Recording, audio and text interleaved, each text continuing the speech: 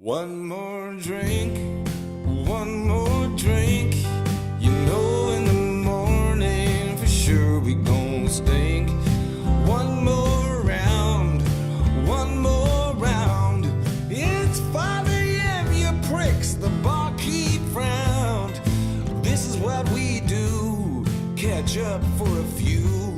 We'll riff and talk some shit and then we'll sleep till 2. Talk some shit and then we'll sleep till 2. Woo! Yeah, you look like a little ski bunny out there. I had to turn the heat off in order to not interfere with the audio here. So I feel like a ski bunny. Yeah, you look cute. I like the puffer. Is that a New York bar you got there? It's a Subway Inn is behind me. It's an old New York classic. It's a real dive. Many stories there as a youngin'. Well, it was originally on 59th and Lex, right by the subway stop, but it's now, I think it's on like York or something. They had to move it. Oh wow. We had a lot of weird nights in here in Yeah. Vegas, if you get my drift. Well, that when you go that far east in Manhattan, shit gets dark, like the street lights aren't on and the river's right there. I used to make love to a woman who lived on York, and it felt like another borough. It's so different over there. It was cool because we'd get weird stories. I mean, there were weird nights. I remember one time the bartender just grabbed a friend of mine and just stuck his tongue down his throat. And it wasn't even like a sexual thing. It was like, I own you. Whoa. It was that type of vibe where we're like, holy shit, all right. Yes. And he worked there and he was a customer and he was still like, I don't give a shit about you. Wait, it was a lady? No, it was a guy, 2 men. What? Oh, wow. Yeah. Yes. Damn, that's crazy. I own you. I don't know. That's a new one for me. It was a power move. There was like a lot of power shit, like where we'd be hammered and they'd be like, you like, and they'd be like, all right, free shot. I'm like, oh, I'll do whiskey. He's like, you don't get to choose. He would just like dump tequila, put in hot sauce, and he'd be like, take it, you pussy. I'd be like, all right. All right, it's a free drink. I'll take it. For sure. Yeah, I was going to say, I thought it was a lady. And I remember when I was 18, 19, 20, there was a lot of cougary, milfy ladies who were so sexually aggressive that nobody talks about. Like, they would be like, grab my tit, you pussy. And you're like, okay. Like, I guess because they were so repressed with their limp husband or whatever, that they would always, like grab your ass or grab your dick. Go, there's nothing here, bitch. And you're like, oh, I'm sorry, Mrs. Susie. You ever have those? Or was that a New Orleans thing? No. Okay, like this smoking, raspy voice, bad skin on the neck. You thought aggressive older woman was strictly like a Creole, like Southern thing? I thought it was a voodoo queen. It's like New Orleans law. It only applies in fucking Louisiana. Yeah, I get. But man, there was a lot of, and I dug it. I wasn't against it, but it's fucking hot. It was a thing. Yeah. Just old birds with like a leather jacket on and bad jeans with like rhinestones on the back, kind of trashy. I used to have an old bit about a woman in a bar. She goes, I could be your mother. And I was like, I'm pretty sure you're not. My mom doesn't get hammered and dives on Tuesdays. So I think we're safe. Right. Yeah. So true. I mean, if I saw my mom playing video poker at one of these New Orleans dive bars, I'd kill myself. That's the saddest thing. She's got her own chair. That's my stool, bitch, and she's got the quarters and the cigarette pack, the American spirits next to the gin and tonic. Video poker is that's like a line. And so it's got to be like a punchline there because it's so perfect. It's such a fucking hilarious image. Yes. Or like, exactly. Or what's the other one? Top Golf or whatever. Top Flight or whatever. Top Golf or Big Bug Hunter was the ultimate. That's a fun one though. That one's actually not sad. It's kind of cool. Top Golf was cool too, but there was always the guy who was too good at it, and you're like, you got to get outside. Go play a game of golf. You need some sunlight. Just that. It was too much. How about were you ever into like the drinking bar games? Like would you get into beer pong or like flip cup or any of that shit? Yeah, I lived in a house with 5 guys in college, so it was like we had a pool room, so it was just pool table. Then we turned into a beer pong table, a ping pong table. We'd play poker every Monday. We'd play like guts and Kings and all these drinking games. It was a wild. It's funny. Tom McCaffrey has that great joke about like alcohol is the only drug you play games with. No one's ever like crack pong, you know.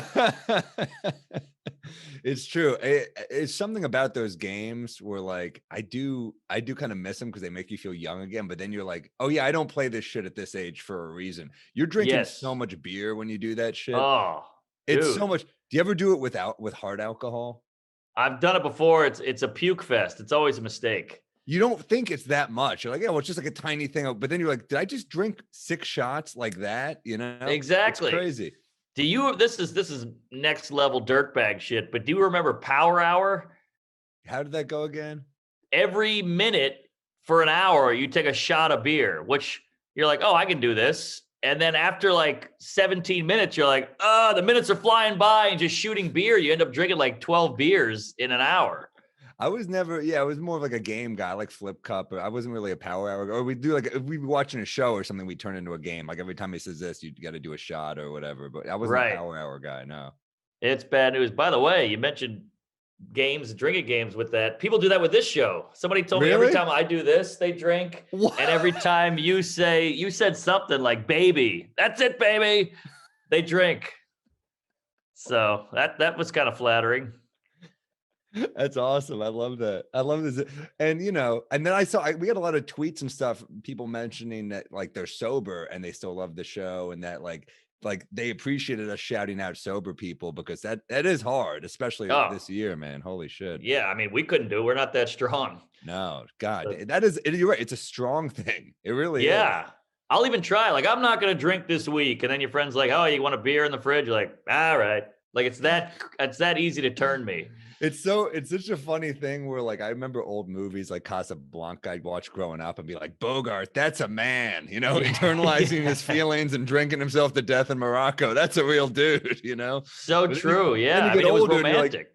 It was romantic, but then you get older and dealing with shit is actually more manly. It's more difficult. Great point. I mean, like Don Draper and Ernest Hemingway, the rocks and the whiskey, it almost looked classy. And yet it's actually fucking a sad, what do you call that? Vice. Yeah, Hemingway was a man, though. Let's face it. I mean, what a man. He wrote like a man. He was in the war. He was such a manly dude. I mean, holy shit. And he killed himself. It is kind of a manly way to go. Yeah, with a rifle, by the way. Damn. Pretty crazy. That was one of my first jokes ever. I said, my English teacher said I was going to be like a young Hemingway. And I was like, why? Because I'm a great writer. She goes, no, you're an alcoholic who's going to kill himself. That was one of my first. That's a great dark joke. David Angelo had that funny joke. He's like, Ernest Hemingway actually wrote in a moleskin. He used moleskin, and he's like, I believe it, because every time I pay for one, I see the price, I want to kill myself. He had some great ones. Fun. David Angelo is hilarious. He lives by me. We took a walk the other day. He's a fun dude. Oh, nice. Talk about just a comedy character, great writer, weird guy, funny voice, the whole thing. Man, he's got a joke I love. He goes, I went to private school and kids are always beating me up for my brunch money. He had another one I love. He goes, when I was a kid, we were broke. We had a black and white set. So every time the Incredible Hulk got angry, I just thought he turned into an Italian. Because Bruce Banner to Lou Ferrigno. That's an older reference, but perfect joke. He's so funny. And then to say Italian, not Italian, is so much funnier. Yeah, my cousin saw him at a show at UCB, and he was like, "Do you know this guy? He's so funny." And I was like, "Oh yeah." It's like very like up his alley, kind of like weird but very clever. Yeah, he's great joke writer. Yeah, great. He wrote for Fallon for like 10 minutes. I don't know. Daily Show now. And okay, great. He's like the one like kind of fringe conservative in the Daily Show room, keeping them semi-sane, I guess, and probably driving him nuts, I'm sure. Oh, dude, he's an angry. I mean, his Twitter alone, I'm like, oh, hope this guy's okay. His Twitter's great. I know, I love it. If you want a great follow, I think he's hilarious on Twitter. So funny, so fun. I like watching people lose it on Twitter. It's fun when they like get honest. It is fun, but there are always the people you're like, fuck, don't lose it too much. I want you to have a career. That's true. That's true. Because it's real easy to pull a Roseanne, pop an Ambien, have a red wine, and say a black joke or whatever it is. Have you ever done a sleeping pill and then done morning radio the next morning and you say shit where you're like, oh, I fucked up? Oh, I've 'Cause I definitely been sure as shit have. hungover, but I take sleeping pills every night. So Every night you take a sleeping pill? it's a problem. I gotta come back to life. Yeah, I need to get sleep. I can't. To me, it's the falling asleep. Once I'm asleep, I'm good. I just can't turn it off. Damn. What kind of sleeping pill do you take? Well, I went with the melatonin. Then before Well, you know it, that's not a pill though. That's this is just the beginning. I was taking Okay. 4, then you take 5, then you're like, well, this is done. Then you start taking CBD oil, like, oh, this is helping. Then that's not doing anymore. So then I do a Tylenol PM, but then you're like, I don't need the Tylenol. So am I hurting my liver? And after a while, it was just, I would do Ambien. damn. You But I can't kicked do it. Ambien every night. I kicked Ambien every night because I was falling asleep like sitting up places. It was really embarrassing. I was pulling like a grandpa. The problem with me with melatonin is I already have nightmares, and it for some reason makes my nightmares so vivid. Interesting. Do you know that's a thing? That's why people do weed, I think, is because it actually will help. I think I don't know which one is it. Indica, the one that helps you sleep. I think that one helps with nightmares, they say. Oh, that's fucking bad. Boy, these scientists, man, they really mastered the weed. It's comes, I know it's a hacky joke now, but it's like so impressive. These strains, this one makes you hungry, this one makes you sleepy, this one makes you less anxious. Yeah, they have. I mean, it's like it's crazy where it's come in our lifetime. I mean, I remember like getting into a car to like get weed from a stranger, and like that's Yes. fucking weird as a kid to do. And now it's like, Soda's got that bit like how they're like sommeliers. It's crazy. Yeah, they are. That's such a great point. And the funny thing is these guys are in a lab coat, they're scientists, they're botanists, but they still keep the names funny, which I love. It's like, you want to get Maui Wowie or Anal Fisher? Or do you want the Squirter? Or do you want, whatever the hell, Bobby Flay? There's always some fun name. They could have Fisher. They could have held off on the names, but they hung in there. Anal Fisher, I think she was on Boy Meets World. Topanga, huh? Oh, she was hot. She was hot. Oh, yeah. I looked her up not too long ago. Did you? Oh, these kids today have no idea what they got with the internet. They can see any child star nude. They got an OnlyFans. They got Google. I mean, back in our day, if she did Playboy once, you were lucky. Terry Hatcher's doing Playboy, Did she? Oh, yeah. Jenny McCarthy, Nicole Smith, Jenny McCarthy, man. I remember that was a good time to be a hot chick because they were like, yeah, we'll give you a comedy show. Like, that's how low the fucking bar was. Yeah. All you do is pretend to fart or squeeze a tit and you were a comedian if you were a hot chick. Yeah, she wasn't funny. No. MTV really was throwing shit at the wall. They really were like Jenny McCarthy. Occasionally they'd land back in the day. Right. Even like singled out back in the day. You're like, oh shit, that was kind of crazy for I what loved it was. Yeah. Yeah. Young Chris Hardwick, right? Right. And Carmen Electra, talking about the 90s. So hot. We sound like real boomers right now. Well, I guess I think we're technically millennials, but I don't feel like a millennial. Yeah, I don't either. Yeah, like weird. My friend he's got this great joke. He's like, man, I used to make fun of millennials, and I gave it a Google search, and he's like, I stopped making fun of him because he is one, and it's so true. Like millennial is 80 on, I think. Ooh. So we're definitely in there. What's the one after that? Gen Z. And when does that start? 90. Really? I think so. 95. I could be wrong. Call in if you know. What are you drinking, by the way? Oh, good question. Well, as you know, don't buy the background. I'm in a Hilton Garden Inn in Omaha, Nebraska, not bragging. And so I realized I went to the club, I did a show, and I came back and I said, I got to do a pod, but I forgot to bring a cocktail. So I went down to the little mart they got down, the little market in the lobby. All they got was lemon truly. Oh, man. So I'm going to be that guy. Lemon truly. I'm like a hot chick at a Kentucky Derby over here. That sounds like a homophobic dad calls his gay son. You fucking lemon truly. That's what Hemingway would call me. There it is, folks. I Sorry love about the it. background. I love it. I got a Manhattan going. I'm on original. Mm. Went back. I was gonna do a Belvedere or whatever they're called. It's when you do sweet vermouth, bourbon, and Campari. But I was kind of like, I'd rather do. They have another one. I'll do it another week called an Old Pal, which I like better. It's dry vermouth, bourbon, and Campari. It's fucking good.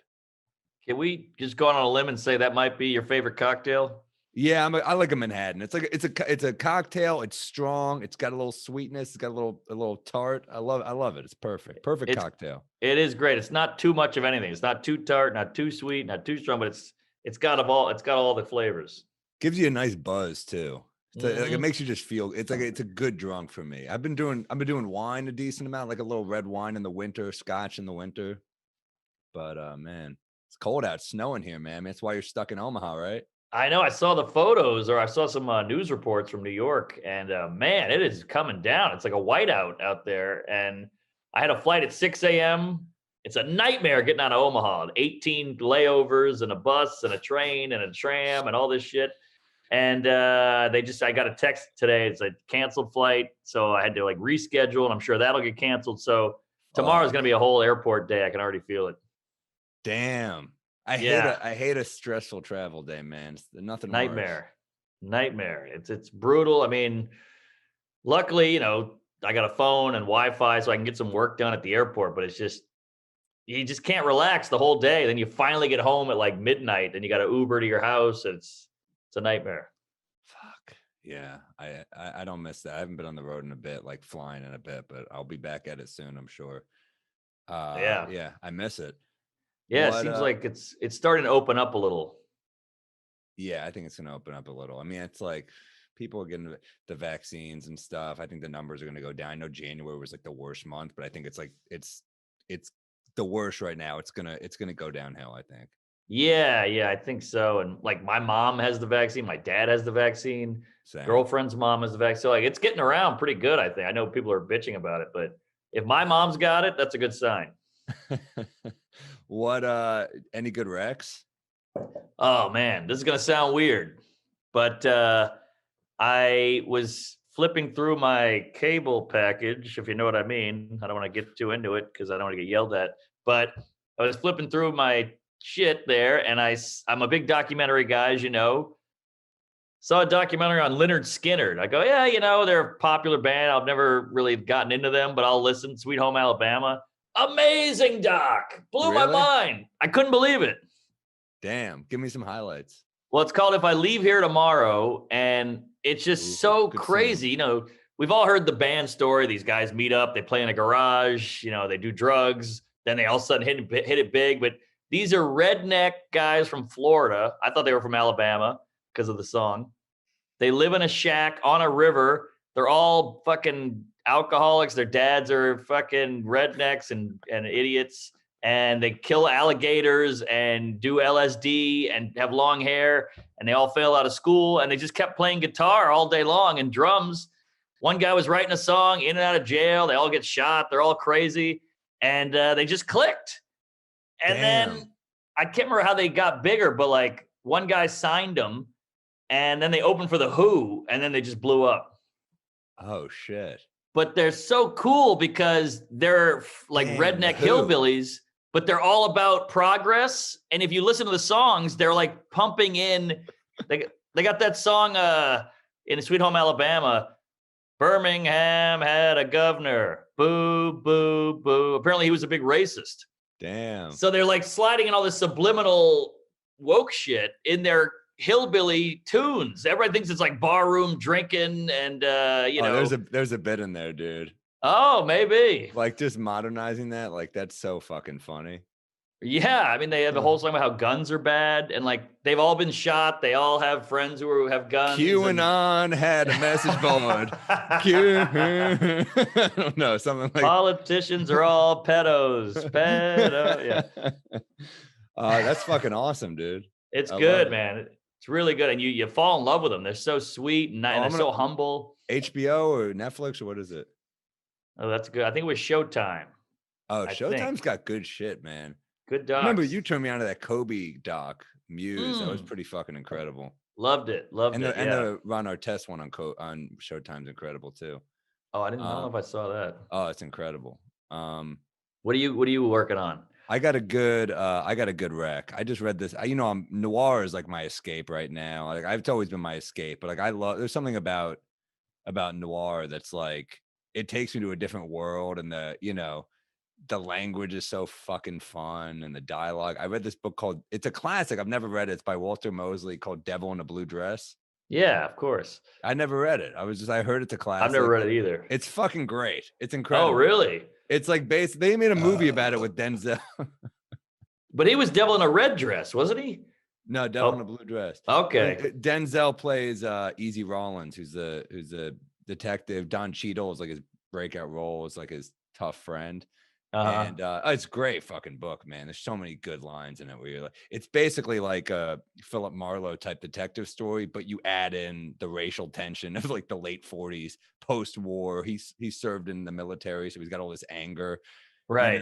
But then there's these like colorful villains where like there's a scene where he's working for this shady white guy, DeWitt. Perfect fucking perfect white guy name at that time, DeWitt. Is it Southern? Yeah, it is. Yeah. No. It's in LA, but they're like Houston and like Louisiana guys. So yeah, I see. So it's got like a Southern element for sure. And there's a scene where he's like, a tough guy, served in the war, and he could fuck shit up. He called himself a killing machine, but these young white kids are fucking with him, and he's like, I could murder all of them with my bare hands, but I can't do shit because I'm a black man or whatever. And this guy DeWitt comes in, he goes, "Are you fucking with my associate?" And he says to the kids, "Get on your knees and suck his dick." What? And that type of shit. He pulls out a gun, suck his dick, and the kids are crying. And he basically said afterwards, he was like, "You would have thought that gave me some calm, but like if he's willing to do that to one of his own kind, what the fuck would he do to me?" Like good ass lines like that where you're like, "Oh, this is." And there was a like shit like missing. It's about a missing woman, Devil in a Blue. Right. And this guy goes, "Look how pretty she is." He goes, "Yeah, if she weren't, you wouldn't be looking for her." Like shit like that. I love that. Wow. So smooth. Yeah. So you know what I love about noir is because it's fiction, but it's urban. It's all in the city, which I love. I love the city shit, like Chinatown with Jack Nicholson, all that shit. Because sci-fi, I just fan it. Lord of the Rings can blow me. Harry Potter can blow me. I hate all that shit because I can't get into it. I love noir. It's in the city. I'll fuck with good sci-fi though. Like if it's like dude, Ex Machina is brilliant. Oh, okay. Well, yeah, that I can get on, but they're not on a spaceship. They're in a guy's house in the hills. I can still. It's technology, but when it's like good sci-fi, but I'm with you. Like I prefer noir is more my shit than good sci. I mean, I like the original Star Wars and shit. I love that. Yeah, that's good. That's a hero story. I can get on board with Star Wars. It's so good, but Star Trek, I hate. Really? Yeah, it's just it's a Klingon. What's going on here? We're stuck on a spaceship. It's so limited. I'm just not that into it. I'm sure we'll be hearing from Joe Mackey about this. I hear Battlestar Galactica is like the best show ever. I've never seen it, but people fucking go nuts. People I really trust. The South Park guys say it's like the greatest show ever. Oh, I trust those guys for sure. And our close friend Joe Mackey, who also fuck him. Yeah, he's an idiot. But yeah. No, I get it, and it's impressive, and they have to create this whole world in their mind, and that's all cool. But like The Matrix, I'm on board with because it's somewhat based in reality. But when you got talking trees and Lord of the Rings, I'm like, that doesn't exist. You heard the story of Will Smith turned down that role for Wild Wild West? I did hear that. What an idiot. That's crazy. I probably, because he got to sing a song for Wild Wild West probably. He was so hot with music at that time that they were like, you get a song. And they were like, he probably asked the Wachowski brothers. He's like, can I have a song? And they were like, fuck you don't have a song. Can you imagine the Matrix was like, fucking red pill, blue pill. Right. Yeah, that's a good point. Oh, that he had a couple of Jiggy with it was another rough one. Fuck. Men in Black. Men in Black was kind of fun. Men in Black's a good movie. Good movie. And that was a graphic novel or something like that, I think. Was it? Yeah. Dude, that movie is funny. That movie holds up. Barry Levinson, I think. Yes. Yeah, and a great movie. That was back when a black guy and a white guy was still like, whoa, they're partners. Holy shit. Like, look at these two. Oh, my God. Like Rush Hour, another 48 Hours, Men in Black.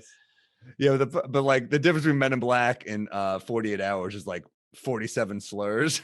That's true. That's true. You rewatch 48 Hours and you're like, does Nick Nolte, like, can he cool it for like a minute? It's just crazy. I know. I heard half of that was improvised. Joking. But he looks like that guy. Like when he's saying the N-word, you're like, oh, he means it. He's got the bad suit. He's blonde, old blonde guy, you know?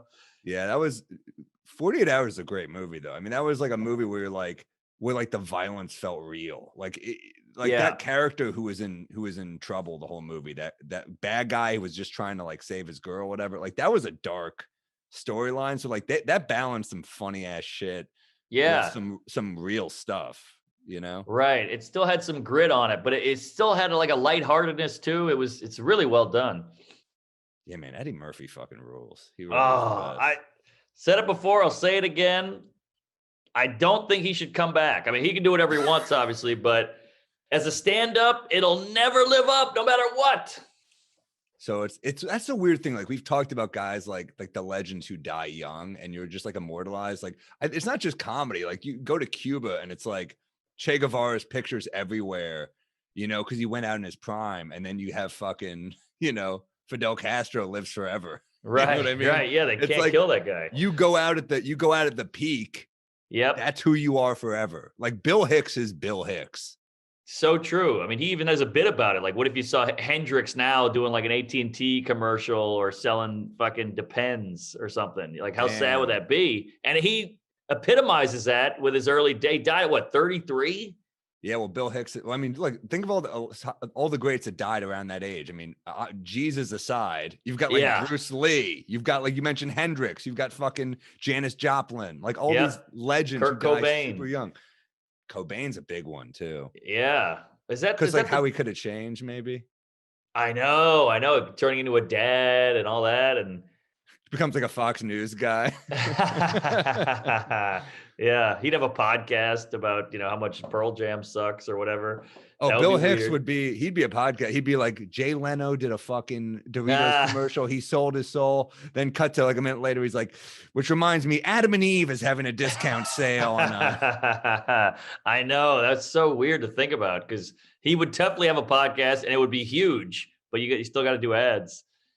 Yeah. Well, can I tell you who gave me a phone call last week? Oh, I'm excited. You teased us a little off air, so maybe catch everybody up. All right. So I was telling Mark that a comedy legend gave me a call. Weird I mean, you've had this with Seinfeld. You had Seinfeld hit you up and be like, I'm a fan. You hung with Jerry. Yeah, oh yeah. Highlight of my life. You text with Jerry. Yep. Still text every now and then. I don't want to overdo it, but yep. That's fucking amazing. The whole thing is bananas. Just from watching him in New Orleans with my parents and must-see TV to sitting on a couch with him at the Beacon. I mean, the whole thing doesn't make sense, but that's also a guy though that your parents like get to, where they're like, why can't you work with Seinfeld? That's like the name they would say. Yes, exactly. Like you tell them you got into the Comedy Cellar, which is like the biggest accomplishment ever. And they're like, the who, the what? It's a cellar. It's a basement. Okay. Well, how much? Oh, you get $30 a set? Oh, cool. They don't get it, but then you tell them I met Seinfeld, and they're like, "Oh, okay, we got something here." Now we're talking. Yeah, well, that's a big one. Yeah, so I'm doing a thing on Friday. It's like you did it too. I think it's that Comedy Central roast thing. You know what I'm talking about? Where we're like, you know, it took forever to set up in my apartment. Like, move this bookshelf, move that bookshelf. So I'm like moving shit around. I'm doing it. It was fun. I ended up having fun doing it. But a lot of movement. My reps are texting me, Jay Leno's trying to call you. And I'm like, I got like a missed call. And I'm like, what? Whoa. So I'm like, guys, can we wrap it up? I want to talk to Jay Leno. Oh my God. Is he a fan? Did he see your set, or give me the whole thing? So he watched my special, I Got This. And he was like, I loved your special. I just want to tell you, I watched it with my wife, and I talked to him on the phone for a while. He couldn't have been a nicer guy. Great guy.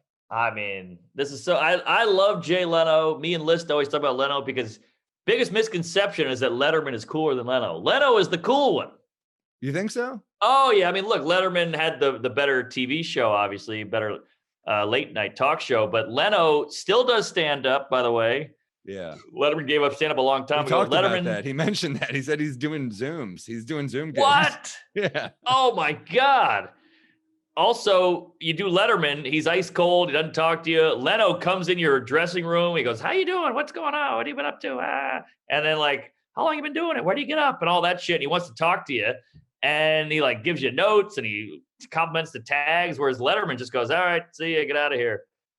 Yeah, my agent told me that he hits up some comics and he's cool, but he's a cool guy about that. And then yeah, he couldn't have been nicer on the phone. We talked for like, I don't know, 15 minutes or so. And he was super nice. And he was just like, "I don't want to take up your time." I'm like looking around. I'm like, "Do you know what I'm fucking doing right now?" Yeah. Yeah. But no, he had a cool line where he said, I said, "Well, it's on YouTube. So a lot of my views are just word of mouth. It's not on Netflix or anything." And he was like, "Well, word of mouth is big." Lyndon Johnson had a quote where he said, a handshake is worth 250 votes. And he goes, "Well, I'm going to tell a lot of people about your special, and they'll tell a lot of people." So, pretty cool. Very, very, Very cool. Made my day, to say the least, Totally. What a mensch. Cool guy. Great Cool comic.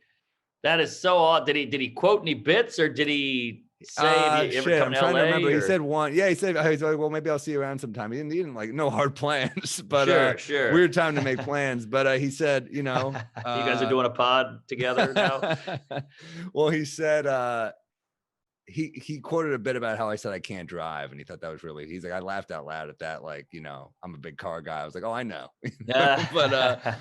But yeah, he said I'm a big car guy, and he said the fact that you can't drive, you really can't drive. And he's hip to shit where he's like, "Where'd you film at? The Comedy Cellar?" I'm like, "Oh, I mean, that's cool that he just knows that, Yeah, totally. Oh, what a guy. Salt of the earth, regular guy.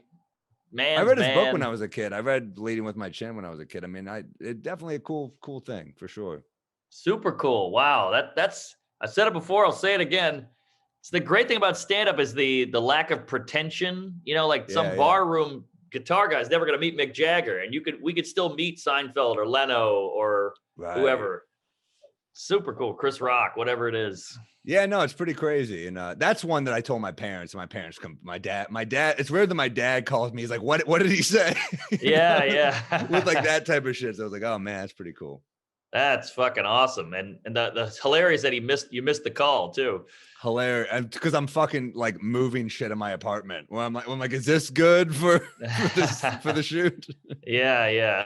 I'm doing that on Tuesday. I'm not looking forward to it. It's fun. It's fun. It's like the setup is excruciating. Like I'm on no sleep and I was a little hungover, and they're like, it was like an hour of like, move this book the other way so we don't have to deal with copyright stuff. Yeah. Like, all right. Is it all? Did you have to prepare? Or is it all riff? I wrote a few bits for it, but I also, okay. It was funny it's funny when you're doing like, so for those of you listening, don't know what we're talking about. If we weren't clear enough, it's basically like the top 100 roast jokes ever. And they had comics like me, Mark, Roy Wood, Yamanika, people like us, like just riffing on the jokes. So it's funny when I have a bit where I'm like, that's a good line that I wrote and prepped. And then they'd be like, so how did this roast joke make you feel? And I'm like, you want me to like be like, here's why this is a good joke. Yeah. I want to be like, I want to make bits. I'm here to be, anyone can dissect the bit. I want to tell jokes. Yeah. So, well, what does that have to do with Leno? How did Leno come into that? Are they just two different things?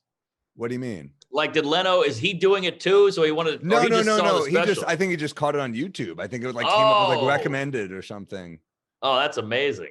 Yeah, fucking Jay Leno. It's hilarious that he watches. I feel like we're out of the loop because our shit's on YouTube and and not on Netflix. Where it's like, I feel like the stars. Why would they even think to look on YouTube? I told him on the phone. I was like, I got brought up on stage this summer at like a parking lot gig, and they were like, this next comic's got a YouTube special, and it got a fucking laugh. Yeah, it got a laugh, and he laughed really hard at that. He thought that was hilarious. I'm like, it got a laugh that people were like, oh, clearly that's a joke. I'm like, no, this is what we have to do now. Right.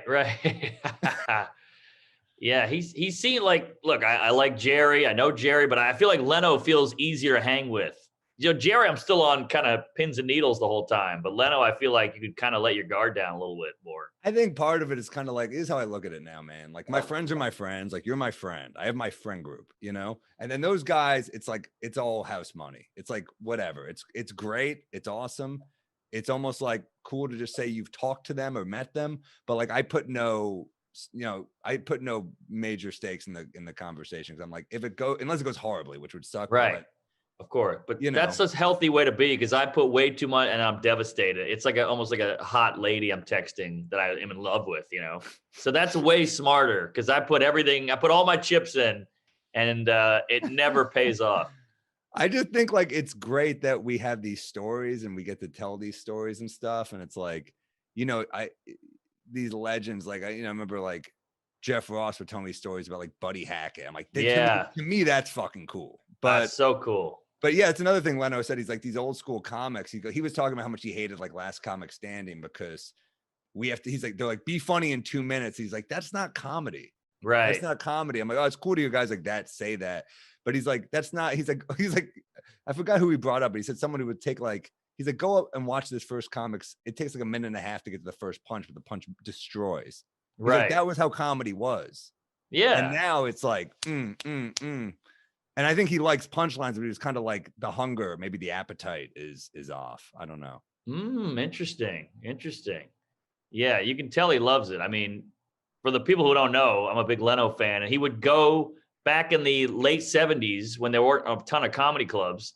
He had to get good and had to get reps. So he would go to a bar or a strip club, put $50 on the bar and say, let me do a half hour. If I bomb, keep the money. If it goes well, I get the 50 back.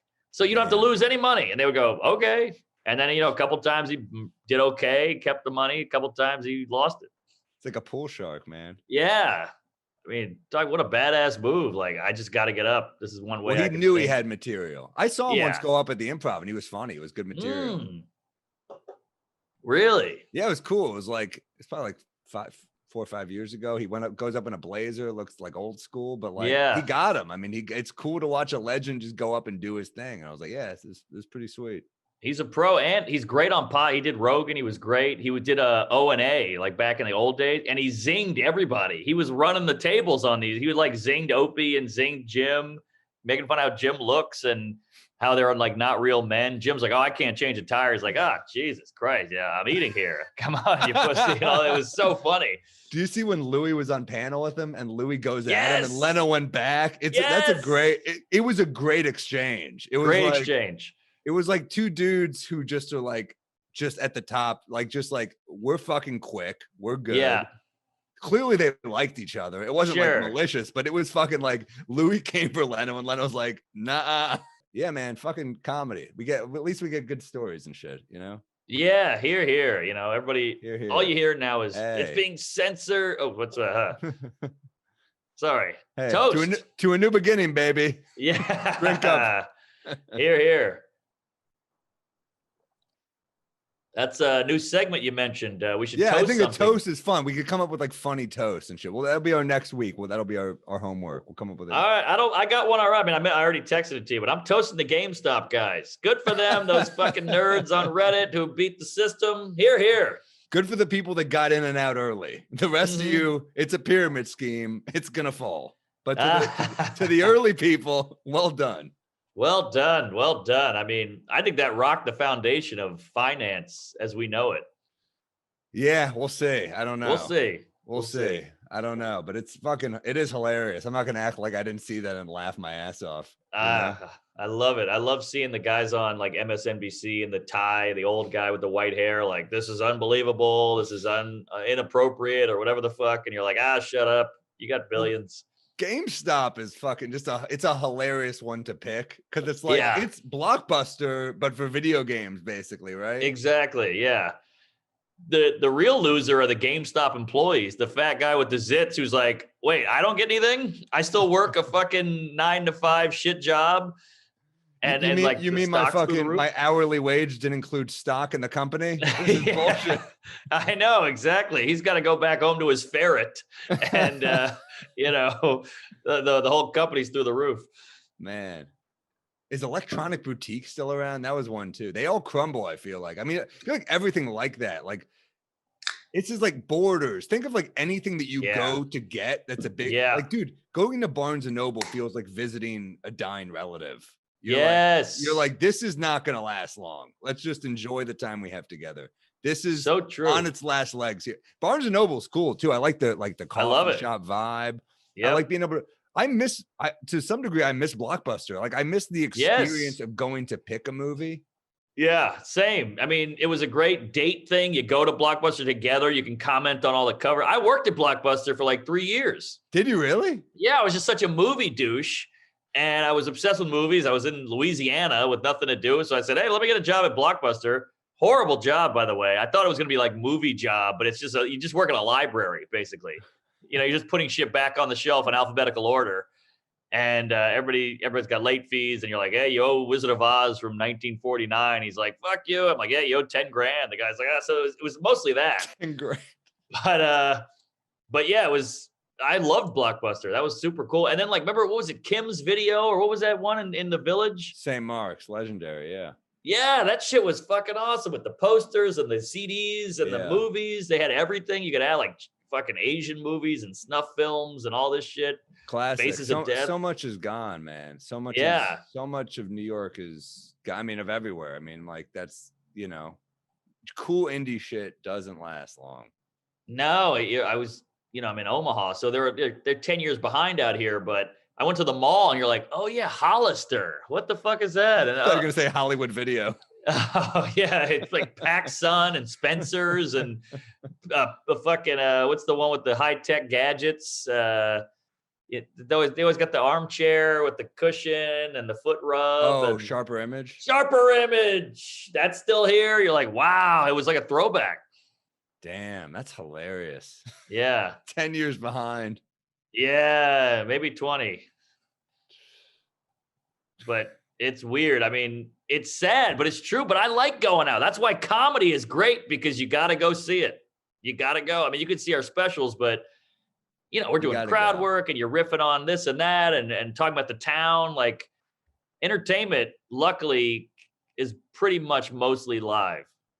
It's incredible. Yeah. And like, I hope that it's not replaceable, because you think about that. But like, I remember we were doing like those rooftop shows in the summer in New York, thinking like no one would come out. And and like people came to every single one because people want shit to do. And I think they're hungry for things to do, especially right now with like, dude, it's a fucking tough year for everybody. It just really is. Of course. And I think it's just human nature. Like, you need to connect, you need to interact, you need to see things. And like, that's why I hate those boxes of food. What is that? Like fresh, those boxes of like pre-made food that it comes with. No, I thought you were gonna say Fresh Direct. Don't knock Fresh Direct. That's like, that's legit. I know what you're talking about. The pre-made shit where you're like, what are we doing here? Yeah. It's like, hey, we're going to send you a box of chicken cacciatore. And it's like little individual, like sealed bags of Parmesan, and then a little roasted red pepper. And you're like, wait, what are we doing here? Like, let's go to the fucking grocery store and see the produce, smell it, feel it, get the chicken, pick it up, go get the salt, the pepper, whatever it is. I think that's just better for your brain. I agree, man. Time, as we're fucking killing our brain with alcohol. But this is what's good for your brain. But that's like why I feel like I'm not going to stop drinking. So I do need other shit. Like, you need a break from other things. Like, that's why like showers, like one of the last places you have, right? That's why cooking's still important. You chopping garlic, you can't look at your phone. Aha. Right. So it's like you can listen to a podcast or something, I guess, but like it is valuable to have that time. You're holding shit in all day, you're internalizing stuff, and then you go and you do your thing, and you're like, oh, the shit starts flooding out. Right. Premises start flooding out. Yes, so true. I live in the West Village, and there's a little wine shop by my house, and they do a thing where you tell them your last name and you have an account with them. And it's so stupid. You get like $2 off every $800 you spend or whatever it is, but it's cool. I see this big Greek guy. He's got hairy forearms. He's got a bad accent. And he's like, this is a good white for this. And that's a good red if you're cooking with pasta. And I'm like, I get to interact with the guy and I'm learning about a wine, and you see all the wines. You look at the labels. I mean, it's better than just clicking something and waiting for it. Yeah. There's something about an interaction that's like, that is nice. You talk, you're talking to a stranger. Like, we've talked about this before, but like forcing yourself to have to interact with a human isn't it like, it's an important part of life that I guess the next generation will know less and less about. That's true. It's sad, but true. Louis used to have this great point. I don't know if it was a bit, but he used to talk about how you go to a bookstore and you could sometimes get laid. Like, you go to a bookstore and you see a lady talking or reading, kind of like leafing through, Tolstoy, and you're like, oh, you got to read this one. And she's like, oh, really? You like that? And he's like, we should go get a glass of wine and talk. And then boom, so like, or how about Blockbuster with the Jeff's picks? Remember that? Like, you got to check out Jeff's picks. And you're like, boy, Jeff loves Carrie Elways or whatever the fuck, the idea that you're using Tolstoy to get fucking pussy is so funny to me. Where it's like, Tolstoy. By the way, some people tweeted me that my bit from last week, Louis had a similar bit. It's dumb. It's dropped. I appreciate you guys. It fucking happens. It happens a million times. Yeah, that's why you ask. That's why I ask. But it happens all the time. Oh man, Louis is fucking. He's got so many where you're like, God damn it. That even that premise is hilarious. Just getting laid in the bookstore is so funny. Yeah. Fuck yeah. There's some. How about any pet peeves? Oh, you never did you give me a rec? Yeah. Devil in the Blue Dress. Oh yeah, that's right. That's Walter Mosley. Incredible. Just like a classic. I'm gonna read more of his stuff. It's like a classic noir. I loved it. It was it's just a totally, if you're looking for an escape, it's another world. It's fun to just go into another world. Yeah, totally. All right. I love it. I remember seeing the movie like in a hotel room years ago. I hear it's good. It's good. Yeah. I think they changed it to make it Southern because I remember a lot of moments where Denzel would have like the sweat stains on his button down, and then he was fucking one of the ladies, and she was like, "Oh Lordy be, you're ringing my bell." That's what she kept saying, and it felt very Southern. So maybe they Denzel's adjusted so cool, it. Man. Oh, the best. Yeah. His new movie looks pretty rough though. Oh, what is that? I don't know. It's like a cop movie. It doesn't look good. I think it's on Netflix. He's getting a little typecasted, if you ask me. Yeah, I think once you're in so many fucking hits, it's like tortured, tough guy, cop, serious, angry kind of thing. Do you like Training Day? I own it. I love that movie. It's good. But I feel like that was like the beginning of like every character had to be like, my man. Like, yeah. Like that type of dude where you're like, all right. He's incredible. I'm a fucking big fan, obviously. Incredible. What's his best movie, you think? Didn't know you like to get wet though. PCP, Primo. Let's see. Oh man, Malcolm X, he's fun in. I forgot that's like a 3.5 hour movie or something. It's crazy. Spike Lee, yeah. He's dude. Delroy Lindo shouts out to that great underrated character actor. Love that guy. Great in Get Shorty. Oh, Get Shorty fucking rules. Great movie. And what a cat, like a young Gandolfini's in that. And Dennis Farina, is that his name? Is he? I just recommended someone Midnight Run where Farina just like. Oh, that guy's a beast. That guy is great and he's great in Snatch. RIP, man. Yeah, Farina is a fucking legend. Ex-cop in Chicago. What? Yeah, dude, he's a bad motherfucker. I love Farina. Get Shorty, one of my favorite lines is fucking R.I.P. Gandolfini too, the greatest. Oh shit! When he goes up to Travolta and Travolta goes, "This guy's stuntman," and goes, "Yeah." He grabs him by the nuts and like throws him down a flight of stairs and goes, "He's good." So good. Wow, that movie rules. That was back before Travolta had the massage table incidents, and you could still believe the fact that he could throw a guy down some stairs. Although the nut grab is not. Has anyone had a weirder career than Travolta? Like the ups and downs and just like. So crazy. I mean, started out bangers. It was like Saturday Night Fever and Grease and all these huge hits. And then Look Who's Talking. Then he went to hell. Then Pulp Fiction. Then Michael. I mean, it was just like this phenomenon. Michael is such trash. I saw you tweet about it, didn't you? It's so bad. I watched a little bit of it because I was just like, I just want to remember how bad this is. And like, I love Andy McDowell, but like, God, it's a fucking turd, man. Holy shit, is it bad? They were just trying to ride his charisma all the way to the bank. And it's like, look, he's likable, but no one's pulling this shit off, dude. No one's pulling off the angel who's like just got horseshit dialogue. Yeah. There was a couple. It was trying to be like kind of a Ghost thing where they had like the sappy music and they would like slow dance alone and she would shave him. Ghost is way better though. Ghost is great. But Whoopi Goldberg was fucking funny in Ghost. I think she won an Oscar for that. She was good. Started as a comic. Yeah, Whoopi was funny. Yeah, she was funny. The View is a bummer, but she was funny. There's just no way you're making that show. That show's just not going to be good. No. A bunch of koozes sitting around a semicircle talking about fucking the bullshit of the day. It's like, all right. Coos is such a good insult. You fucking coos. What a I great love insult. koos. It's just the polite way to say cunt, basically. or not polite, but TV clean. All right, pet peeve. Here we go. Let's go. Ooh, I'm howling over here. Yeah. Pet peeve.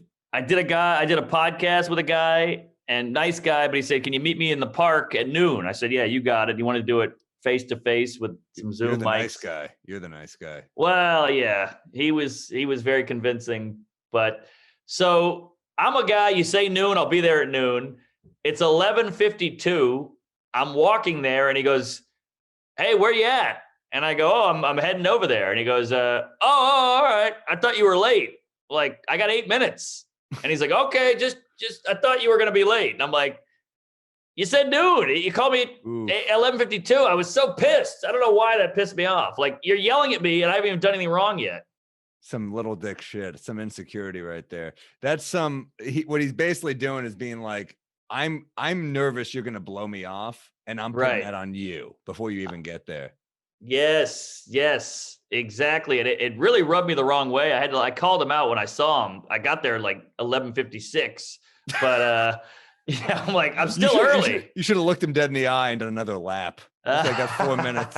You prick. Right. Because to me, a minute is a minute. Like, if you say noon, I'll be there at noon, but I don't want to get there at 11:50. I'm very punctual too. I if I'm gonna be late, I was like 4 minutes late to a Zoom the other day, and I gave a huge apology. I said I thought this was an hour later. I'm very sorry, and it was 4 minutes, but it was Zoom, so you should be on time to a Zoom. But I try to be punctual. It's you're fucking with another person's time, and I think it's very rude to be late. And there's some people who just live to be late. Oh yeah, that will fuck you in life. Being early or on time is you get a huge leg up if you're on time. The late guys, you just don't trust them. There's all these Hollywood stories about people who just showed up. They would show up like 30 minutes early to meetings and just make sure to like watch them walk in. It was like a power move. Like they're already there, just sitting there, you know? Yeah. I had a pitch with Netflix. This is 4 years ago. And I show up and I was kind of running because I didn't want to be late and I was a little sweaty. And I show up, and in the lobby in a t-shirt, basketball shorts, and flip-flops was Adam Sandler.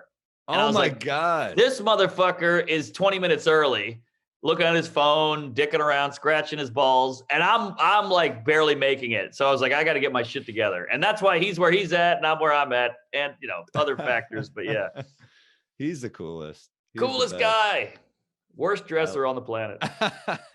That adds to it. The fact that he's rolling into fucking Netflix meetings and basketball shorts and slippers is fucking legendary. I know. With socks, by the way. Like my gal, she's always like, "That's so hot that he dresses like that." I'm like, "That's hot?" She's like, "Yeah." That's what's so complex about women is she's like, they look beyond the thing. Like, I see a schlub and she sees a guy who doesn't give a fuck.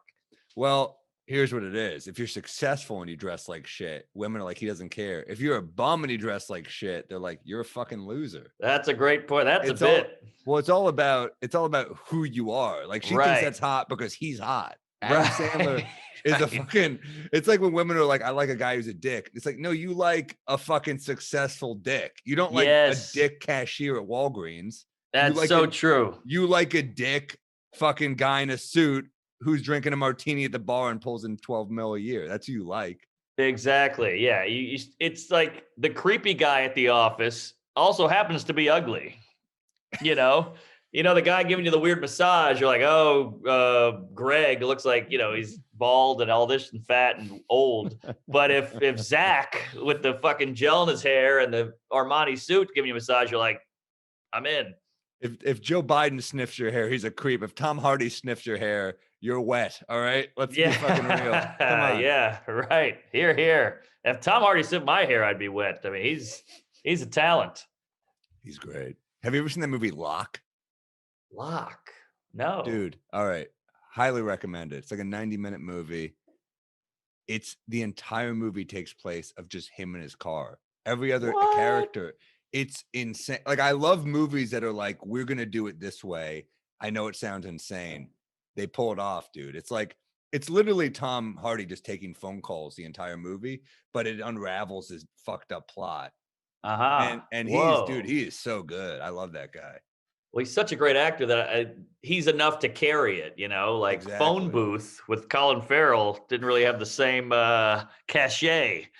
He was in a lot of stinkers, and then he won me over big with In Bruges. In Bruges is so good. No one talks about that movie. That movie is amazing. Masterpiece.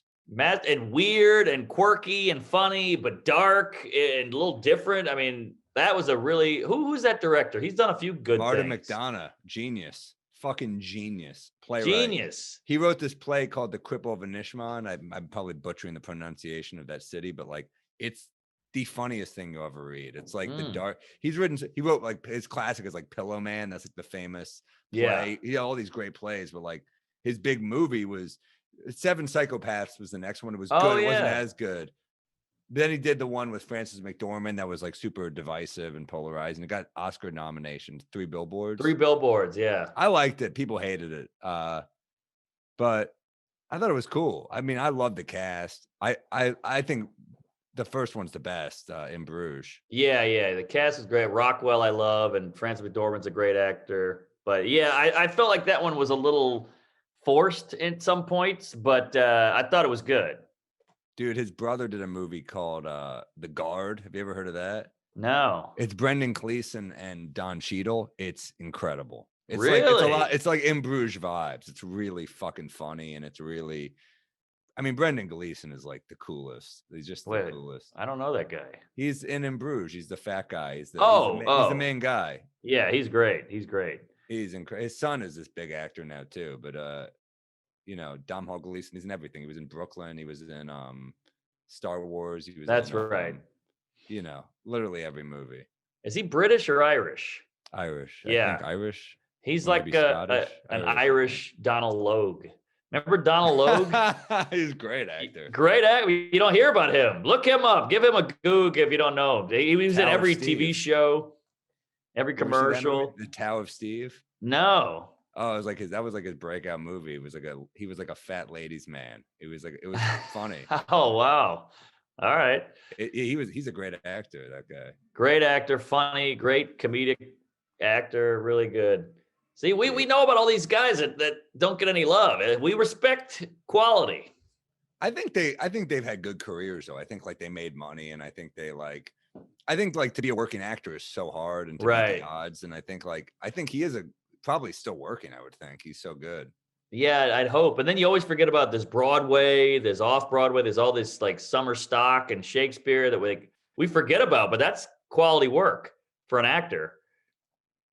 True. Yeah, no, he was he's great. Everything is in I think he was on Gotham. I think he was like a recurring on that, which was like a big show. So I think he did well. All right. Yeah. I hope he is, because he's a talent. Yeah. I'll give you my pet peeve. Oh yeah. I did a podcast, and a woman called me. She's like, "Comics, you guys are the bravest." I'm so sick of people calling comedians brave. We're not brave. Enough of this shit. 2 things I hate when they describe comedians: brave and truth tellers. Two of the things that bug me the most. Brave. Navy SEALs are brave. Right. All right. Right. Like, we're telling jokes. If it goes badly, I have my legs, you know what I mean? Like, let's be real. And as for truth tellers, we're joke tellers. We're truth explorers. Truth telling it sounds so pretentious. Yes. If you're only seeking the truth, you're not seeking a joke. Yeah, I completely agree. They always say that about Pryor. He was so honest. I'm like, well, anybody can be honest. I'm honest, but it has to be funny. Like I can go up, I used to wet the bed. I think that lady's ugly, whatever. It's easy to be honest. You got to make it funny. Exactly. So that bummed me. That annoyed me. And that's fun with you. It just annoyed. I mean, like, I'm flattered that people think what we do is brave, but it's like, we all think different things are brave, but like, let's not lose the fact, like, we're having fun. It's not the idea when people are like, it's so courageous. It's like, come on, we're telling jokes. We're having drinks. We're having a good time. This isn't right. Right. I got a Budweiser up there. How brave am I? But I will say there are parts of comedy, and it's the part that nobody thinks about. Everybody's like, you're telling the truth, you're a truth teller, you're brave, whatever. No, that's not it. The hard part is when you're sitting in the green room going, I'm hungover, I'm depressed, I got anxiety, and I got to go be funny for an hour and kill. That's the hard part when you're like, I was on a fucking 6-hour flight, I had a layover, I'm hungover, I want to kill myself, I'm on 2 hours of sleep. Now I got to go kill for 2 shows, an hour each. Well said. Yeah, I think it's the idea that like finding a partner who's down with this lifestyle is so challenging. Oh, that too. Finding someone who's like okay with it, like they don't get what it is on paper. Like I've said this a lot, but like dinner is a sign of stability to a partner. We don't give them dinner. We give them a lot of breakfast and lunch. But there ain't going to be dinner a lot. I mean, sometimes, but like, you know, so that's one thing. The other thing is just, you know, you nailed it as well with having to subdue that anxiety and having to internalize a lot of that pain. I remember one time at the Cellar, Esty, the booker of the Cellar who I miss. And I remember I was going through a breakup, but you could just see I was not well. And the host runs up, I think it was Will Sylvans, runs up and was like, Sam, you're on. And Esty just looks at me and gives me one of these. Like fuck her up. Yeah. Damn. She's Israeli. It made me laugh. I laughed really hard. Like that shit will help when someone gives you a little fucking bump, you know. I'm like, all right. Doesn't work the other way when a guy says, hey, how about a smile, honey? But if a lady does it, all right. But no, it's funny. It's funny. Telling me to turn it on was pretty funny though. And like, dude, yeah, exactly. Esty's lived a much harder life than we have. Oh, no doubt about it. Yeah, serving in the Israeli military, you know, that life. She's a tough broad. Tough broad and a nice lady and giving, and she's done so much for all of us, yada yada yada. So like, you got to give it up. Miss all the Cellar people. Miss the Comedy Cellar more than anything. Holy shit. In the words of Gary Goldman, it's not just a comedy club; it's a lifestyle. You go there to eat, you go there to write, you go there to see your friends, you go there to work out, you go there to hang. I mean, it's Thanksgiving, Christmas parties, all that shit. It's just, you know, I'm texting Liz. You had a podcast with the fucking manager of the place, I miss her, man. Yeah. Yeah, same. Vegas, good people, all good that. People. Best. Good It'll people. Be back. We'll be good back. Club. Yeah, shit. You said something and it made me go off on a thing in my head, and now I lost it. Going up when you don't want to go up. Oh yeah, that's the thing. It's tough because I think the most exhausting thing, and maybe it's because we're a bunch of introvert dweebs, but the most exhausting thing to me is being on when you're not feeling it. Like, that's why day jobs are so taxing, because you got to go, hey, Rick, cold out. How the kids doing? Is it only Tuesday? Another day, another $1. And like, you want to shoot yourself in the mouth because it's so phony and it's so much work to be that phony where you want to just go, I hate it here. I fucking hate the fluorescent lights and the bad coffee and the clock ticking and all that. But like, that's the hard part. And that's why doing those shows when you're on empty and you got to be on and funny and quick.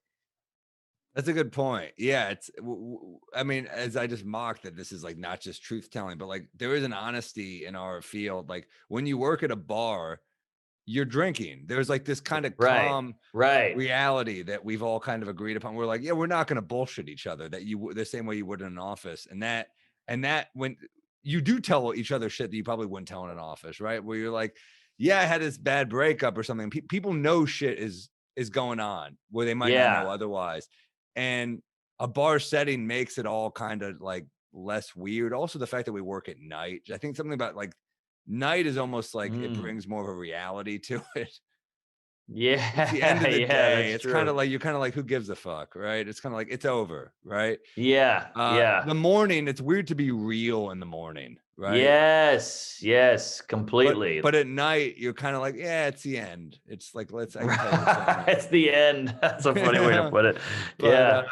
So it's weird to be phony. So I think these people know more about us than they would like. Right. Otherwise, like our coworkers, it's beyond coworkers, it's friends. Like we will have a drink. If you had a drink at an office, you'd be closer with your coworkers. You just be like, I fucking love that guy. We'll have a drink. Like if you were getting fucked up with your boys at like Home Depot on the hours, you'd be like, that's my fucking dude right there. Exactly. And look, truth tellers is pretentious, but we do get to be honest on stage, and it's just such a better way to be than the whole "how was your weekend? Another day, another dollar." Like if you go to fucking Youngstown, Ohio, you can go on stage and go, "Well, this town sucks," and it gets a laugh because it's like, yeah, it does. And you're some outsider from New York saying that. So like, that's nice. You don't have to sit there and go, "How you guys doing? You feeling good?" Like that'd be a bad comic. I forget where Trump was in Pennsylvania, but his opener was like, "Look, I would never be here otherwise," and it got a huge laugh. And I was like, "That's what we do. That's why he's bad for comedy, because he's taking our shit." Exactly. I feel the same way. Yeah, everybody's like, "He's gonna be great. He's horrible for comedy." Biden's good for comedy. Yeah, because we can get back to escapist shit. Yeah. You know, yeah, you make a good point. I do fucking miss all my jobs were labor jobs, because you can turn the brain off. I'd rather move around, move muscles than be phony. That to me is more like a couple exhausting. of those jobs is mostly office type shit. I look at these fucking hands, dude. Come on. Yeah. Construction gopher, janitor, furniture mover. The janitor one shocked me because you did that one for a little while. That was your last one though, right? That was about 3 years, yeah. But mopping, cleaning bathrooms was a nightmare. I mean, somebody would always blow it up with diarrhea somehow on the fucking walls, and you had to clean that up. But it was still better than Friday, finally, or whatever the fuck you say. Right. What was that bit again? You had that great bit about it. I was mopping the floor. It was like a big deal. They told you to mop early so the place looked good, but everybody showed up early. So I'm trying to mop while there's like guys in business suits going in and out, like Grand Central Station, just in and out, in and out. So guys would be like, whoa, and like slip all the time. And I was like, shit, sorry. They tell me to mop now. And I'm mopping one day, and inevitably one guy just slipped hard. And he goes, Jesus, if the floor is wet, you got to put a sign down. And I'm like, I'm mopping in front of you. I am the sign. Like, the little guy on the sign doing that? That's me, but in 3D. That was the big bit. That was fucking funny. But did that on my first TV set. So that was a big moment for me. Yes, that's right.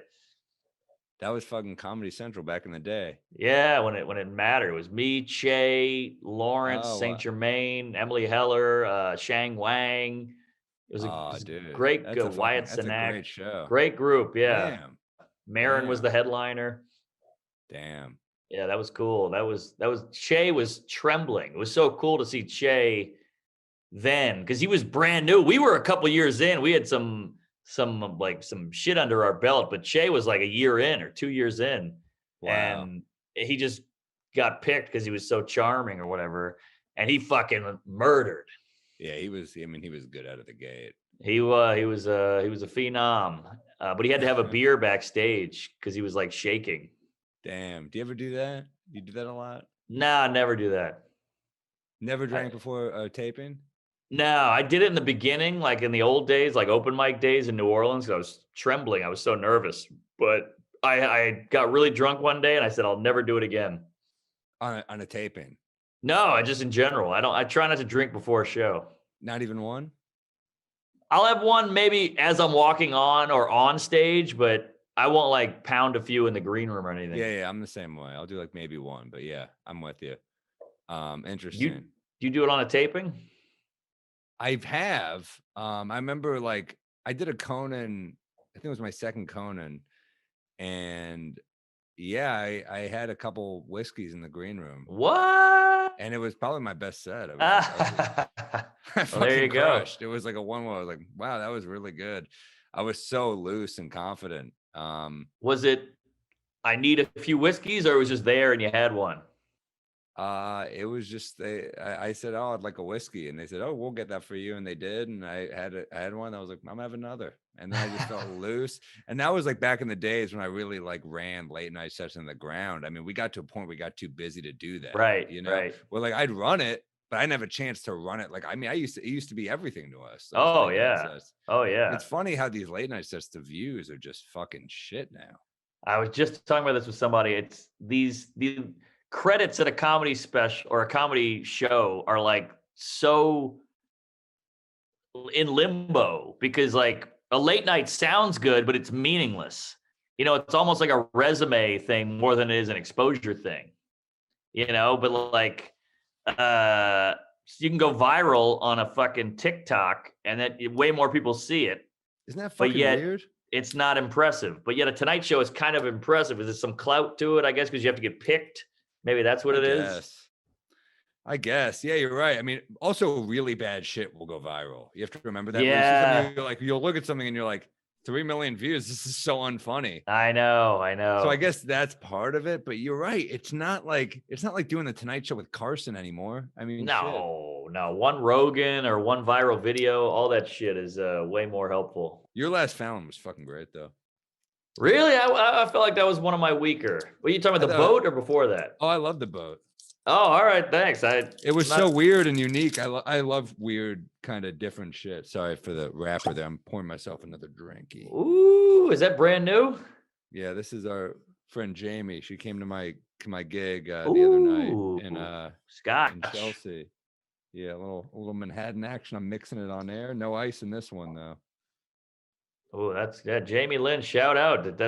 She gave me a bourbon and you a scotch. She's like our sponsor. I'm loving it, man. This is nice stuff. It's funny how a drinking show. Oh, that's a good name. I love it. Sounds like a British butler. Aberfeldy. Chop chop. What? Give me any good news stories. I don't know about good, but it did pretty well on Twitter. What do you got? So I got a couple zingers about the. First of all, well, I'll save that one. That one's not ready yet, really. But they're doing anal swabs in China, and so my 3 jokes that are working on stage were anal swabs in China. Luckily, I hear their swabs are smaller. Also, swabs are. I feel like Corona tests are starting to sound like a bored husband. Like, I'm done with this. We need more holes, you know. And then the last one is shit. Oh damn it! I lost it. I had 3 zingers on the anal swabs. Oh, it was. Look, I'll take a nose swab. I'll take an anal swab, but Jesus, just do the nose first. All right. That was it. That's funny. That's good. Oh, I should also shout out, man, our email. Keep email. We're getting all these great emails. And our email is still one more drink with Mark and Sam at Gmail. One more drink with Mark and Sam at Gmail. We could change it, but we already got a bunch of emails. I feel like you guys figured it out. We're good. Yeah, that's better than the old one too. It's nice and short compared to one more drink, or we might be drunk, or whatever it was with Mark and Sam. Wait, this is the same one. Yeah, no, it's one more drink with Mark and Sam. Do you want to change it? Wow, I feel like we gotta at some point. Well, we have so next many. Week, we'll change it. Yeah, we got a lot of emails though. I do like that people are sending us emails, and they're like the people that send in the subject heading pet peeve, recommendation, yes, joke. I like that. Keep doing that for you guys doing that. I love that what we know we're opening. That's kind of cool. And the animations and shit's hilarious. Yes, the photoshops are incredible. We loved all of them. They're so all cool. that. And we'll eventually post all that. So whatever if it's quality, we'll post it. We don't give a shit. Yeah, and can I read one? Let's read one just to encourage Hit me. To send in. And then I got to hear your news story. I don't think I have one actually. I fucking forgot one. Let me see. Oh, okay. I don't think I have one. I got a bit. I'll do a bit. But, all right. Let's see. Angie G. It's from Angie G. Hello, gents. I had one pet peeve for a few years now, and I hope that you'll agree. When people rapidly self-announce themselves as empaths. What does that mean? Like they have a lot of empathy. Oh, okay. Did I mispronounce it? Empaths? Empaths. Sorry. I think it's a huge sign that you're talking to a douchebag. If you're intuitive and I think if you were intuitive and compassionate, I think she meant to say, to the people around you, people would discover that by being around yourself. You don't need to announce it. Comically, the people that say that about themselves are the most oblivious and self-centered ones. Much love, Angie G from NYC. She wrote, "Wow, how redundant. I meant announce themselves." LOL. Oh, there we go. I completely agree, Angie. I agree. Yeah, it's like people who are like, "I'm my own worst critic," and we're like, "Are you?" Let's fucking give them. It's annoying. Yeah, because I hate you way more. I bet. But it's I like, completely agree.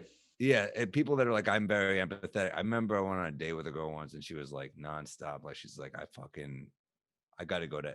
She's like, I'm gonna go to Africa. I'm gonna like really. I want to see human suffering. I was like, you should look at my face. That's human Exactly. suffering. Yeah, yeah. Just do it. Enough with the talk. And the talk is overcompensation because you don't do it. That's my theory. Why do you think people do that? They're just like, I need to like announce that I'm a great person. Yeah, they just want you to think they are because I think they know they're not. So they can maybe convince you that they are. It's like the guy who's like, gay guys are gross, they're going to hell, and you're like, I think you're blowing dudes, Why is there so much energy behind that? It's because there's something internal with you. Yeah, I think you're right. Yeah. I think that's what it is. It's like, it's a weird thing where you're like, I don't even know if they always know though. I think they're kind of like, I think sometimes they're just like, no, I'm like a healer. I think being a healer is like something people are very, I'm like, no, I'm like, I feel pain in other ways. And it's like, well, you don't feel my pain and you're talking to me. So I don't know if you're feeling that much pain, but. Exactly. It's like that old joke from the show Seinfeld where George is at the diner with Jerry. He's like, yeah, one of my talents is I can sense the slightest human suffering. And Jerry goes, you getting anything right now? Fucking perfect. Perfect. So true. Yeah. But just don't announce, just do. Enough with the announcing. Just go. Like, my brother went to the Peace Corps in Africa for 2 years, helping like African people in a village learn French and math and all these things. Never brought it up, never talks about it, never posted about it, just did it. Yeah. I think that's how you do it. Although that's not the way anymore. I mean, think about it. Like, the amount of posting people do, the amount of like, it's just posting and boasting, man. Like, look what I fucking did. And it's all about like, I'm a great person. That's what it really comes down to is like, social media has, the addiction to likes has really brought out the worst in us, which we've talked about a million times, but like, it's brought out the point where you're like, this is a brag sheet. Yes, exactly. And we don't even know if you did do this or you actually do feel that way. This is just what you're putting out. This is how you want to be perceived. I don't even know if it's the old adage.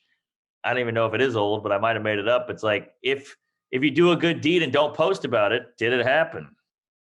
Yeah, that's true. I don't know. There's like that woman, there's that fucking viral video, that woman, that really hot white chick who just gets out of a car, takes a photo at the Black Lives Matter thing, and then just gets right back into the car.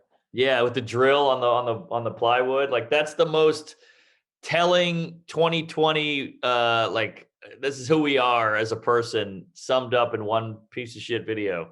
I could tell it was extra bad because I am a great empath. So I could tell. Yeah, there you go. That's so true. Yeah, it's like the model. There was that model in Manhattan who went around with a BLM. It's like onesie on, and she looked super hot. And like all these black people were like, "Fuck you! You're not helping. Get out of here." It was great. It's so that person just gets yes-anded every day. I know, exactly. If you're a model, it's just all day like, you're the shit. You're great. Yep. So it's like it is funny, like with a big group, you're like, no, boo, fuck off. That's the only time you can get like that. Because one-on-one, no one's gonna fucking tell that. I mean, maybe a couple people, but like, Yeah, Chelsea Handler, do a documentary about white privilege. Great idea. That'll click. People will enjoy that. Meanwhile, we send our specials to Netflix, and they're just like, here, let me just pour some fucking diarrhea on your fucking tape right there. Let me just dump some diarrhea on your special. Exactly. Woo, that's good stuff. Oh yeah, you got a bit? Let's try a bit. Fuck. Should I try one that I'm like, I can't crack? One of them I can't crack, and one of them I'm like, I just came up with. Which one should I try? Hey, I'm down to hear both. All right, I'm down. All right. So let me try the first one that I just came up with. It's like, so this woman heckled me the entire set, drunk, annoying, heckled me the entire show. And of course, afterwards slid into my DMs. And That's and my great friend already. said, do not have sex with her. She doesn't deserve it. And I was like, oh yeah, I like that you're assuming that sex with me is a reward. Right. Do you think like I've never pulled my pants down and been like, it's your lucky day. Feel free to collect, you know? Right. And that's part of it. It's like, and I was thinking like there's more that's like something there. And I think there's something more about like the idea of like I get like with a joke or fucking afterwards, I get the same sound. I get a wonk wonk. Like that. That's like maybe a tag. But the first part is like I think there's some meat in the idea of Definitely. like, yeah, this is not a reward for like this is not good for her. Yeah. I like this going is the other way. Punishment. That was what I was going to say. This is more of a punishment than a reward. So like I will fuck her because she heckled me the whole set. That's how I'll get back at her, by fucking her and, you know, not getting her off or whatever it is, not satisfying her. Although I don't want to give her 2 bad performances in one night. Well, if she stops interrupting, it could be good. That's the other thing. It's like you were bad at my best. You think she's going to be well behaved while I'm fucking her? Right. She's going to be on top of you like, you suck. You know, you're not good at this. I'm bored. I'm like, can someone throw her out? And I'm like, fuck, it's just me. All right. Right. No, that's great. And also there's something to the fact she's heckling you and then wanting to fuck you. So you're like, damn, isn't it weird? Yeah. What the hell? You were mean to me. You were rude to me. You ruined my show. And then you're like, it was only because I liked you. You know, it's like a kid at a schoolyard punching a girl in the shoulder. And the girl's like, what are you doing? And they're like, he likes you.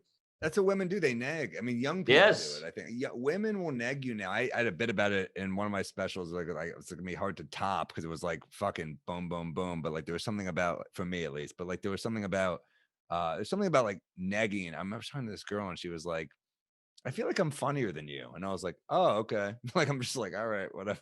She's like, because I feel like I'm like I feel like I'm funny. I was like, oh, okay, do you? And she was like, yeah, so far I think I am. And I'm just like, what do you think? Do you think I'm just like, this isn't Last Comic? I'm like, how do I wow her in 2 minutes? You know what I mean? Like, what do you think this is? Right. How unbearable would I be if I was just like, I'm on? But yes, good point. And also, I don't know if you feel this way, but when a woman is negging me, I'm like, this is a dumb dude move. You should be better than this. You've seen idiots hit on you your whole life, and you're gonna pull the same horse shit. Like you should know better. You're a lady. You're a woman. You guys are smarter, and you guys are, or whatever you want to call it. Like you've been hit on more, so you should know the bad moves, and now you're doing the bad moves. It sucks. You're totally right. I mean, it's one of the things where it's like, well, they're just shitting on you. They're just like, oh, like, what are you thinking? And I'm like, were you thinking of a joke? I'm like, no, I'm thinking of like a polite way to say that your opinion is not important to me. Right, and right. I don't care if I see you again. Yes. That's what I'm trying to find a nice way to say, I don't care for you. I don't know. What do you say? It's a tough spot. And yeah, it's hard as a comic in that way because, like, look, we're flattered. This girl's trying to talk to us. It's cool. Right. We'd like to talk to a lady. But when you're kind of being like, why aren't you funny now? And be funny. And you suck. I'm funnier than you. You're like, I don't know what to do here. Should I just insult you? But that's going to ruin it. It's a weird spot. I want to be nice, but you're also annoying. It's also the second we get off stage and it's like, why don't you do your job the second you finish your job? Yeah, right. Yeah, exactly. I don't think any other job has that. Yeah. It's one of the things where I'm like, I'm talking to you. I'm being polite. I don't know what to do here. Yeah. It's been 11 seconds. What do you want from me? Another act? Like, should I juggle? Come on. We're talking here. So we're weird. humans. It's like also like you've seen our acts. We're not like fucking. We're not Jim Carrey. We're not like, we're like fucking kind of like these are bits. We're fucking trying out observations or thoughts. We're like, and like you'll make the act. You just won't be around to see it. That's good. And the easy joke is like, well, what do you do? And she's like, I'm a data entry. And you're like, all right, well, how about you type some, whatever. But why can't I just have a moment? I still got to be funny. And like, also I am funny, but now you're putting me on the spot. It's like saying to a stripper, hey, I met a stripper at the mall after her set and she's not wiggling on a pole, like that. That I do take issue with actually. That I find to be but you're right, man. What do you got for a bit? But no, that's really interesting. And I'm excited to hear how the date went, but Now this one is a little spicy, so hang with me here, folks. True story. So the whole point of the joke is I hate when you make a joke about a specific person and they think you hate the whole group. You know, like you make an OJ joke, you're like, "What are you, racist?" You're like, "I'm making fun of a murderer. You're making this a black thing." You know. So this trans woman came up to me after a show and she's like, "You suck. You're not funny. I hate your act," or whatever she said. And I was like, "Geez." So I was like, "Well, I was pissed." So I was like, "You look like a man." And of course she flips out and she's like, "You're transphobic, da da da." And I'm like, no. I just you hurt my feelings, so I knew that would hurt yours. You know, it's nothing to do with your group. And I was like, "Do you hate all comedians?" She was like, "No, just you." And I'm like, "Well, that's how I feel." And that gets a laugh. But it's true. It's like you're super. I don't hate all trans because all trans aren't as mean as you. You're fucking mean. How come you can be mean to me, but if I'm mean to you, you know, I hate the whole group. You went straight for the thing you thought would hurt her the most. Yes, that's it. I don't mean any ill will towards the group. Or I don't want to. What was her first line again? Say it again. Like you're not good at comedy. You're not funny. Something in that world. We both went to the first thing that we thought would hurt the other person the most. Exactly. I think that's the angle, is like, because that's interesting to me, where it's like, you're like, well, you identify as a woman. You're like, well, I identify as a comedian. Yes, as a funny guy.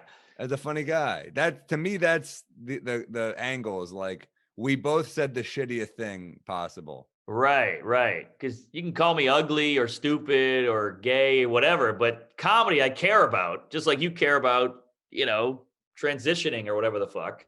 Well, you should say, she's like, you say, I put a lot of work into being a comedian. She's like, well, I put a lot of work into being a woman. You go, 15 years? Exactly. That's great. I'm using that. Use it. That's great. Yeah. Have you been on one of them on TV? I mean, I know you're not transphobic, so I think, to me, it's like funny, the idea of like going after a particular person. Yes. I think there's more even there, is like, that's progress when I can go after a particular person. Yes. And mean nothing malicious to a group. That's progress. No, I don't care about the group. I'm worried about her. And she's worried about me. She doesn't hate she likes comedy. She just hates my act. And that's how I feel. So yeah, you're right. I went for the jugular because she went for the jugular. Yeah. So I'm treating her equally. And there's some line to be had about a jugular. Yeah, that Adam's apple could take a hike too. But yeah. So she went for my jugular, and I looked at her jugular, looked a lot like my jugular. We had the same jugular. Yeah. I meant we were all one person. You make it worse. Right. But you're right. I think it could kind of, because obviously it's a dicey bit and it's a touchy subject with the whole trans stuff, because I get they go through a lot of shit and discrimination and all that. So like, I get that is, I'm walking a tightrope here, but the point is, like you said, it's about the jugular. I'm just trying to hurt you because you hurt me. And I'm treating you just like a regular old person, not like some weird thing. That sounded bad. Trans bits are always tricky. Like you walk that line of a groan, and then you also walk that line of like, did I get too hard of a laugh? Like, I think that's, you know what I mean? Where you're like, oh, they're laughing at, right? So you're kind of like, is this worth it? I think if you make this enough about you, it's worth it. You know what I mean? Right. We're like, I remember I had a bit where something like, this one was like, oh, it's tough for like a woman like me, but it was like, she had like a beard, and I was like, but you're a guy though. It was years ago, whatever. And I didn't know as much about them. And she was like, I'm a woman. And I was like, oh, I couldn't tell. I'm sorry. And she was like, yeah, well, like you fuck. And she kind of got like really pissed at me, blah, blah, blah. And then I was like, all right, I can see that you're a woman now, because you're furious at me and I have no idea why. So I can tell that you're a woman, you know? Yeah. And that bit would it would kill, or it would get. Oh, interesting. You know what I mean? I'm butchering the setup, but you get what I'm going for. I get it. Yeah, I get it. I'm into it, but yeah, I can see. I feel like times have changed so much that's a different joke now, almost. Exactly. This was years ago. I also had a thing where it was like, I remember I met a woman after a show. I said tranny in a joke. It's probably like 6 years ago. Yeah. I didn't know it was a slur. This woman came up to me after a show, and she's like, we have a trans kid. It's, show is really good. She was so cool about it. I was like, oh. She was like, yeah, it's just, it's a slur. And like, you could probably pull that joke off without saying that. And I was like, cool. Like that, you don't get like feedback like that often where they're like, hey, just a heads up, show was good. This is like, here's a little tidbit. And I'm like, perfect. Got it. And we want to know too, because we don't want to sound like Bobby Slayton out there. You know, we don't want to sound like some fucking bigot or something. We'd like to get a laugh, and this goal of like offending people, I don't get. I want everybody to have a good time and get it and whatever. But like, so that's a helpful, constructive tip. One of my favorite Bobby Slayton moments is I was listening to him on Marin, and he told this story about how like he is like talked about how he'd do this bit where like a woman would get up and go to the bathroom and he would grab the stool and sniff it. and Marin was like, yeah, I feel like a lot of comics have done that. But Bobby goes, yeah, but I was the first one to guess the year, like it was a bottle of wine. That's hilarious. That's the part he's proud of. That's great. That's great. Made me laugh so fucking hard. Guess the year. I guess the year. Sniffing vagina is like a dying art thing. Like, remember the finger sniff, the panty sniff, the stool sniff? That was like a big part of comedy and humor. It wasn't a thinking man's gag. No, definitely not. You know, Mort Saul wasn't doing a stool sniff, but it did make me laugh. I'm not gonna act it's like funny. That It's gag. fucking that funny. gag is not. Yeah, this is comedy gold. I don't care who you are. You know, you see Charlie Kaufman do that, you're laughing.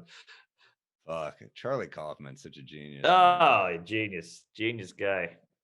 We watched Being John Malkovich recently, and like, it's just fucking good. You know what he's got? He's the best at, you know, when you're really high or when you're like in some kind of Zen meditative state and you're going into like these crazy chasms of your brain, you like keep going. He's got that. He can go into these crazy creative chasms and then still write it. I go in those chasms, I slip out of it and I go, whoa, what the fuck was that? He can still hold on to it.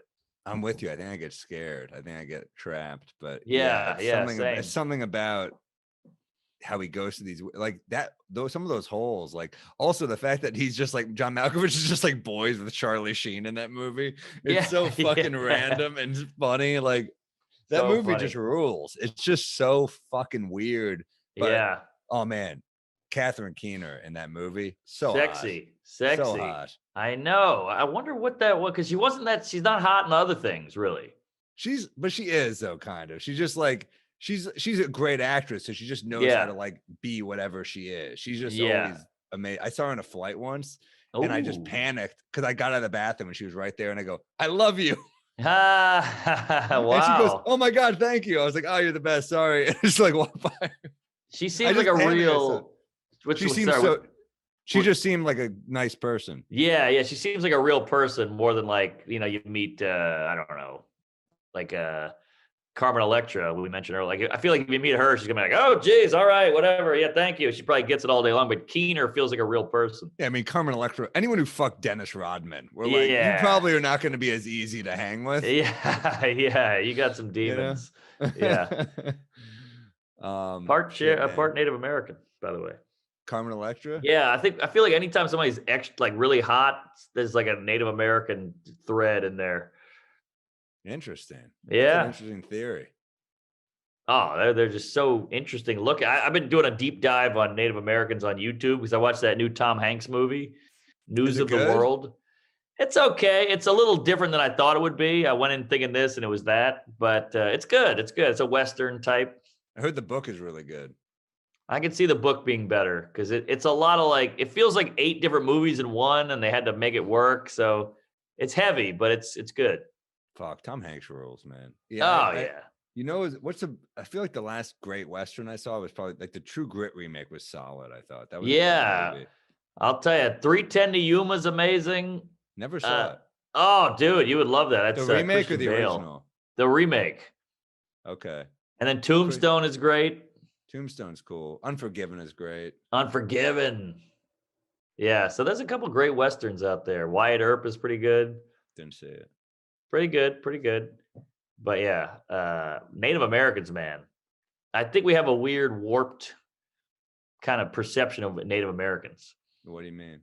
Well, first of all, everybody's like, "Oh, we wiped them out, we killed them," but it's like, yeah, that's true. But they also killed us all the time randomly. Like if you lived in Texas, it was just kind of normal that like, oh, my baby was kidnapped and my wife got shot through the head with an arrow. You're like, all right, well, we should move, or we should, like, so they were nuts, but they would also kill each other. And that's the other part no one talks about. Like we act like they were these peace loving, pipe smoking, teepee chanting, but they would kill the fuck out of each other too. So like some of them hated some of them, and they would hang out with us. Like, we got to watch out for those Choctaw. They're fucking wild.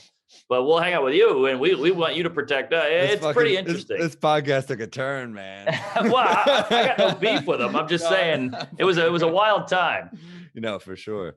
Dude, we got to do a Patreon too. Should we wrap up? Yeah. Oh, sorry. Yeah, we're going long here. We're going long, but I can talk to you for.